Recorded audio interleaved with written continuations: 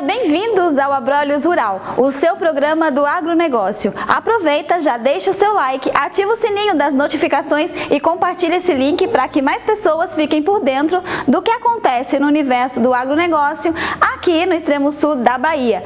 Tem algo interessante para compartilhar com a gente? Envie a sua sugestão de pauta para nossa produção pelo telefone que aparece no seu vídeo, 73-9963-4342. E hoje no programa você vai ver uma matéria bem interessante sobre a produção do café Conilon em Teixeira de Freitas. O que será que está acontecendo com o mercado internacional da carne bovina? Você confere na estreia do quadro Agroanálises. Vamos trazer ainda a cotação dos principais produtos do agronegócio e a agenda de eventos. Não sai daí que o Abrolhos Rural está apenas começando.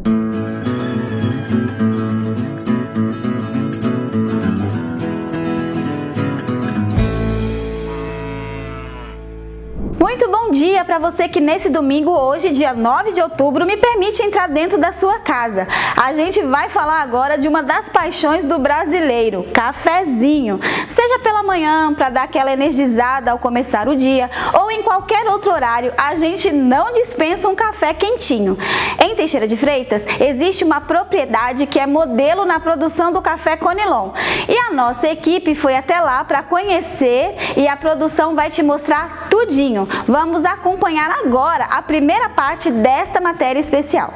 Nós viemos até a Fazenda Bom Retiro, aqui em Teixeira de Freitas, que é uma fazenda modelo na produção do café Conilon. Ao meu lado está o Gustavo Sturme, que é agrônomo, mestre em produção vegetal, ganhador de prêmios como Melhor Café em 2019 e 2020 e também do certificado Que Robusta Grader.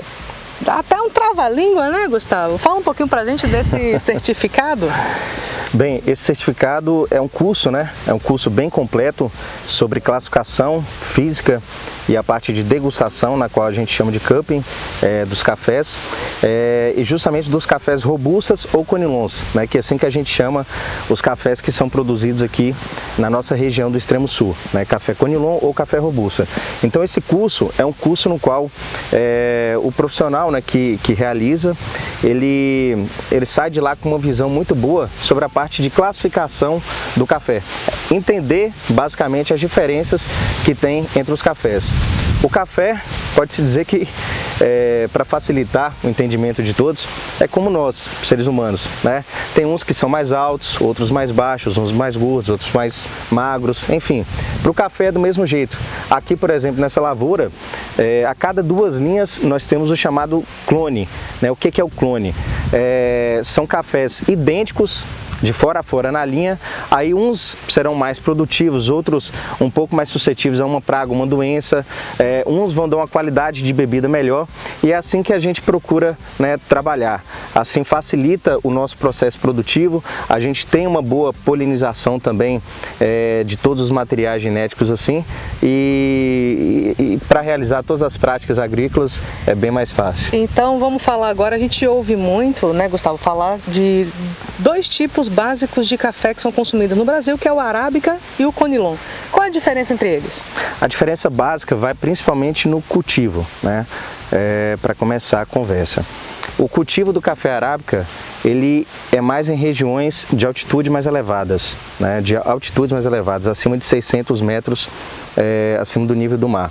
Já o café robusta ou conilon, ele é cultivado em regiões mais baixas, né? Essas regiões aqui do litoral são todas cultivadas com café conilon.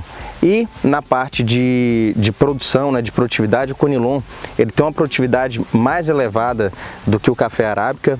É um café assim, mais robusto, tá? E com relação a qualidade da bebida, o café Conilon é aquele café mais encorpado, um café de baixo amargor, um café que tem atributos que tem chamado cada vez mais a atenção dos consumidores. Já o café Arábica é um café excelente também, é um café que tem uma acidez, uma doçura bem elevada.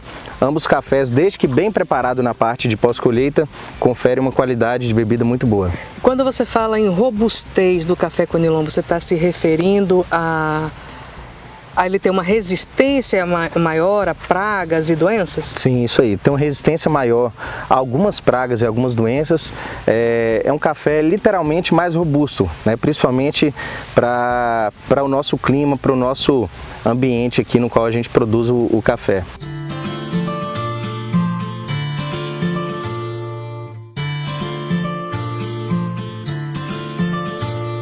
Continuando esse bate-papo aqui com o Gustavo, falando sobre a paixão brasileira que é o café, né, Gustavo? Isso. Você citou a questão da polinização. Como é que ela é feita? É induzida? É feita naturalmente? Como é que vocês trabalham essa questão? Ok. O conilon, né, o robusta, é uma planta de polinização cruzada. Então, é necessário que na área que nós formos plantar o café conilon tenha mais do que um material genético. De preferência em torno de uns 5 materiais genéticos diferentes, para ter a florada e a polinização e o vingamento dos frutos.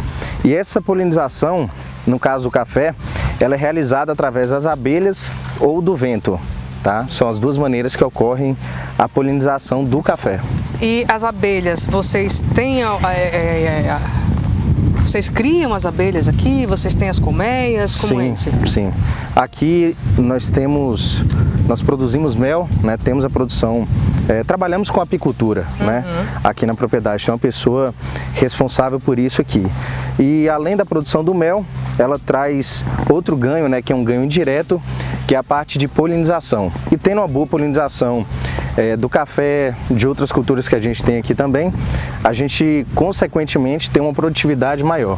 Então aí você já está trazendo para mim um panorama diferenciado, né? Um tema que a gente também gostaria de abordar com você, que aqui na Bom Retiro vocês são autossuficientes e autossustentáveis. Sim. Vocês produzem para o próprio consumo, têm as ferramentas para otimizar o trabalho de vocês. O que a gente procura fazer aqui é um trabalho sustentável, né? Através de boas práticas agrícolas, através de um bom uso de tecnologia. Aqui a gente tem outras práticas também, que depois a gente pode estar mostrando para vocês, que é interessante, né? Por exemplo, energia solar, que, enfim, traz uma série de vantagens para o processo produtivo, né?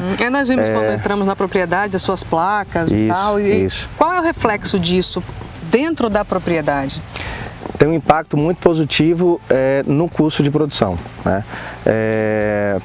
Porque como a gente usa bastante energia aqui, tanto para o processo de beneficiamento do café, para irrigação, então através do uso de energia solar, a gente acaba tendo um gasto menor, né, com energia por conta da geração de energia que ela gera. E toda essa geração de energia também é utilizada na parte de irrigação, né? Vocês têm uma fonte própria, natural aqui de água? Como é que vocês trabalham o sistema de reutilização da água da fazenda? Aqui o que nós temos são reservatórios, né? A gente tem uma represa na qual a gente puxa a água, né? Levamos para um reservatório, que a gente chama de piscina, um reservatório, onde tem a casa de bomba, e da casa de bomba a gente vai fazendo a irrigação em todos os talhões da propriedade. Agora fala pra gente, Gustavo, qual é a capacidade produtiva de vocês aqui? Quantas toneladas de café, quantas sacas vocês produzem, por exemplo, numa rua dessa aqui? Perfeito. O café conilon, vamos falar por hectare, tá? Eu sempre gosto de ser muito transparente e falar a real média, assim, pode-se dizer que da região, tá? O café conilon, ele tem um potencial produtivo muito elevado.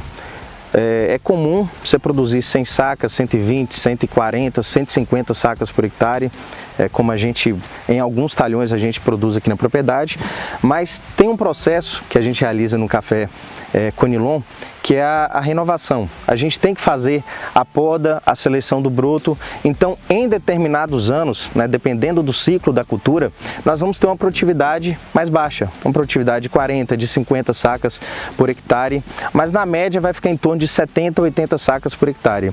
Uma média assim real, pode-se dizer que da região aqui.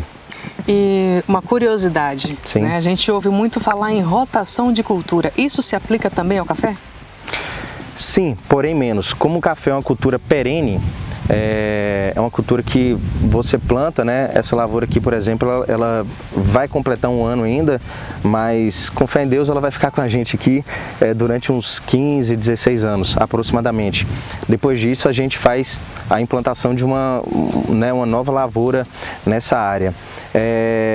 Quando se trabalha com culturas anuais, essa rotação ela é mais frequente, né?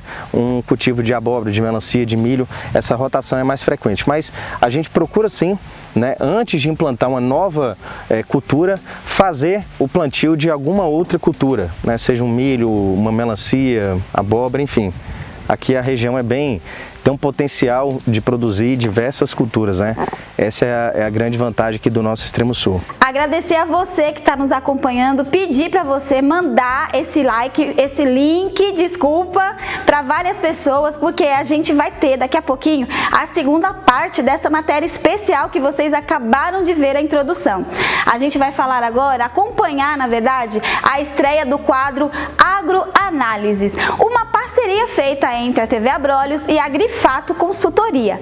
E entramos com a avaliação do mercado internacional do boi gordo feita por Iago Travagini. O que será que está acontecendo com a carne, Iago? Conta pra gente. A derrocada do boi gordo no mundo todo. Bem, pessoal, já é praxe, a gente já vem falando aqui há muito tempo sobre a queda do preço do boi gordo no Brasil, né? Tanto em reais quanto em dólares.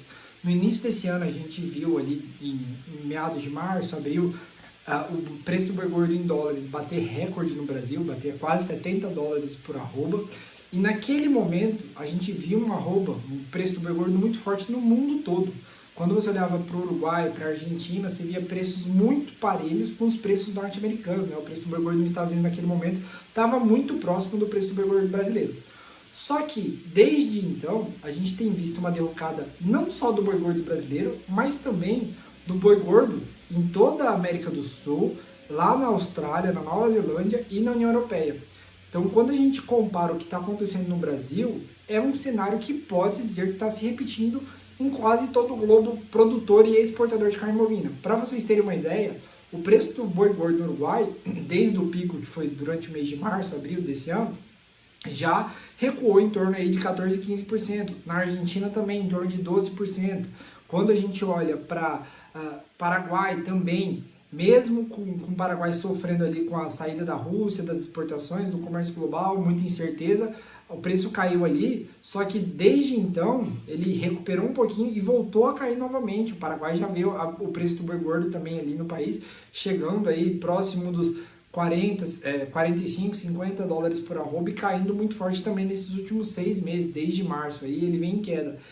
E, olhando em perspectiva, isso acontece também na Austrália. A Austrália viu o boi gordo cair em torno de 9%, Nova Zelândia, União Europeia. Então a gente percebe que é um cenário global de queda de preço. O único país que a gente ainda não observou uma queda no preço do boi gordo é os Estados Unidos. O preço do boi gordo nos Estados Unidos nesses últimos 6 meses, de março até agora, setembro de 2022, valorizou em torno de 3 a 4%. Então a gente está vendo uma nova ordem no sentido de preço, né? Se no começo desse ano os preços, tanto nos Estados Unidos quanto no Brasil, na América do Sul, estavam parelhos aos preços norte-americanos, agora não. Agora a gente está vendo uma distância muito maior entre os preços e uma desvalorização de maneira geral dos países, da arroba do boi gordo nos países exportadores de carne bovina. Até quando isso vai continuar, a gente não sabe. Mas uma perspectiva e o que fica claro também, olhando para fora do Brasil, né, para o que acontece fora, ali nos Estados Unidos, é que os Estados Unidos deve continuar com o preço do boi gordo bastante pressionado pelo encurtamento de oferta. É isso, pessoal. Acho que é mais um relato aí do que tem acontecido no mundo, que é uma situação parecida com a do Brasil e que pode continuar aí por algum tempo. Vamos ficar de olho no que está acontecendo no mundo. E aí, você deixa seu comentário, dúvida ou sugestão aqui embaixo. Valeu, pessoal. Até a próxima. Viu aí que bacana essa parceria com a Grifato? Agradecer e já dizer para vocês que no próximo domingo tem mais, viu? Eles estão aí fazendo essa parceria com a TV Abrolhos e a gente tem muita coisa boa para trazer para vocês. E a gente vai para um rápido intervalo, você não sai daí que tem muita coisa boa para rolar nesse programa hoje.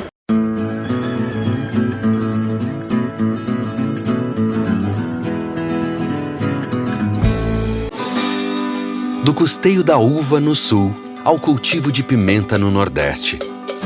Do financiamento do café no sudeste, do manejo do gado verde no norte, às colheitadeiras do milho no centro-oeste. Para o que você cultivar, para o que precisar. Soluções do Sicoob para o agronegócio. Só quem nasceu no agro entende do seu negócio. Sicoob, faça parte.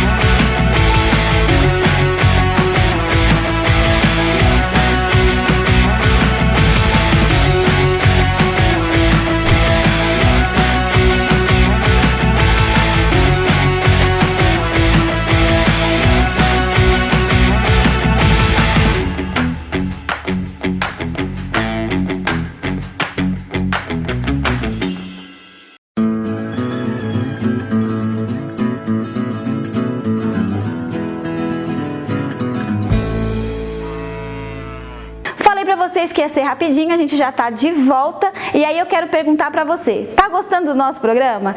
Tem alguma sugestão de pauta pra mandar pra gente? Tem o número aparecendo na tela, que é o 73999634342. Você manda pra cá a sua sugestão de matéria, o seu recado, a gente envia pra produção e quem sabe, né? Na próxima semana não tem aqui a matéria que você sugeriu pra nós. E vamos continuar aquele bate-papo mega aromático sobre o café Conilon. Acompanhe comigo a segunda parte da matéria especial que fizemos em uma propriedade modelo aqui em Teixeira de Freitas. E falando em potencial da região, fala pra gente, aqui na propriedade, para chegar nessas variedades do café Conilon, vocês precisaram fazer algum tipo de adaptação, de correção do solo? Como é que foi esse processo? Boa pergunta. Com relação às variedades, todas as variedades que nós temos aqui, né, todos os clones ou variedades, eles são provenientes de órgãos de pesquisa, né, nos quais fizeram um trabalho de pesquisa para desenvolver as variedades e a gente selecionou as variedades que desenvolvem melhor aqui para o nosso microclima, né, vamos dizer assim, onde a gente vai ter o máximo de potencial produtivo possível e realizamos o plantio. Mas antes de realizar o plantio, também tem vários detalhes, né? Um bom preparo do solo, uma correção do solo também que é fundamental, aplicação de matéria orgânica, tudo isso vai dar uma resposta positiva, como vocês estão vendo aqui. Mas o que vocês fizeram aqui foi uma correção muito profunda ou foi só uns ajustezinhos básicos de frequência para poder dar certa produção? Foi intermediário, vamos dizer assim, porque a gente já vem trabalhando o solo, né? Então tudo isso contribui quando você vai implantar uma nova cultura naquela determinada área. Mas, sem dúvidas, toda a área precisa de alguma correção e aqui também não foi diferente. Agora, Gustavo, a gente viu o trator passando ali, fazendo uma pulverização, né? E conversamos rapidamente sobre a ferrugem do café. Vamos explicar para o nosso espectador qual é a diferença de uma praga para uma doença. A ferrugem, ela é uma praga ou ela é uma doença do café? A ferrugem é uma doença, tá? O café tem diversas pragas e diversas doenças que ocorrem no mesmo, tá? Como doença aí nós temos a ferrugem, temos a cercóspora. Falando em praga, nós temos a broca do café, a cochonilha da roseta, o ácaro vermelho, enfim, não é fácil para o produtor, tá? A gente tem que estar sempre atento, fazendo monitoramento e em alguns casos a gente faz o controle preventivo, tá? Para evitar que aquela doença ou praga chegue até a lavoura e em outros casos a gente faz o monitoramento e detectando a presença da praga, por exemplo, a gente vai e faz o controle. Esse controle ele pode ser um controle químico, pode ser um controle biológico, né, que a gente utiliza vários manejos para fazer o controle das doenças ou das pragas. Tá? E aqui geralmente manejo cultural também. Vocês utilizam, perdão de cortar, Tranquilo. mas aqui falando ainda sobre essa questão de controles de pragas, os pesticidas que vocês utilizam, eles são, vamos dizer assim, ecologicamente corretos? São registrados, tá? Todos os produtos que a gente utiliza, né, no caso fungicidas, inseticidas, quando há necessidade, eles são produtos registrados, tá? E sempre quando a gente faz uma pulverização, o que a gente procura fazer também é a aplicação de fertilizante foliar, né, com alguns macro ou micronutrientes que são fundamentais também para a planta. Então a gente otimiza mais a pulverização.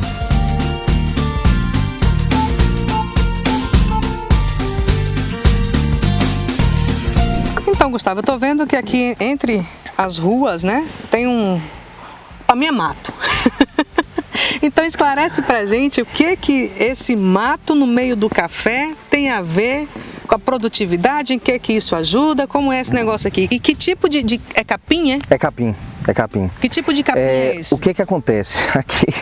Isso aqui a gente tem um costume de fazer aqui na propriedade, principalmente em plantios mais novos, que é o plantio de gramíneas, né? Seja de braquiária, seja de mombaça, maçã, enfim.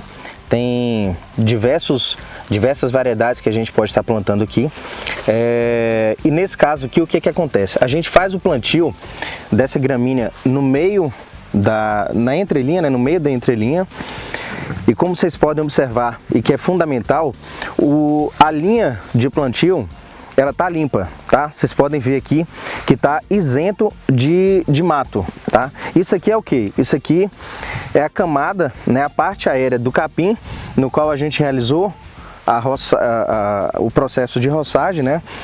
Através do trator, e toda essa parte aérea do capim, ela se transformou em matéria orgânica, que foi depositada aqui justamente onde as raízes do café estão desenvolvendo.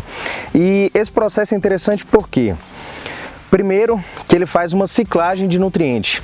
Todo esse capim aqui, as raízes dele, né, que estão aqui no meio dessa entrelinha, as raízes vão para camadas mais profundas, puxam alguns nutrientes que ficam nessa parte aérea aqui, e ao realizar a roçagem e depositar aqui na linha de plantio, vai ocorrer a decomposição dessa matéria orgânica, e tudo isso posteriormente vai virar nutriente para o café, que é o que a gente quer. Além de conservar mais a umidade do solo, enfim, a matéria orgânica traz uma série aí de vantagens para o cultivo do café. E aqui a gente pode ver também como que tem bastante raiz, tá? Aqui, se a gente observar, tem raiz aqui, ó, do café, que ele está aproveitando toda essa camada aqui que foi depositada para ele. Então, resumindo, é comida para o café. Muito bem, então vocês passam a máquina para colher e não retiram do local. Vocês deixam aqui para que haja o processo de decomposição natural. Isso. E essa decomposição é que vai alimentar o café até o momento da colheita e a próxima safra. Isso aí. Num ciclo repetitivo. Perfeito, isso aí. É isso, gente. Depois desse papo maravilhoso sobre o café Conilon, como plantar, como processar, como proteger a sua roça de café, chegamos ao fim, né? Gustavo, muito obrigada pela sua participação aqui no Abrolhos Rural. Bem, nós que agradecemos a oportunidade, estamos à disposição para esclarecer qualquer dúvida, e a propriedade está de portas abertas. Agora eu convido para tomar um cafezinho. Vamos? Então vamos embora. Bora.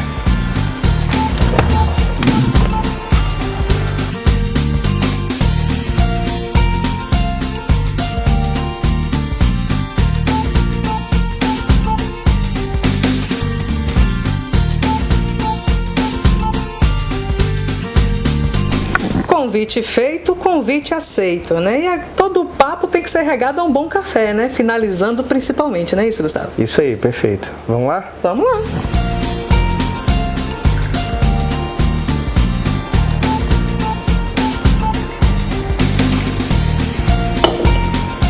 Um brinde.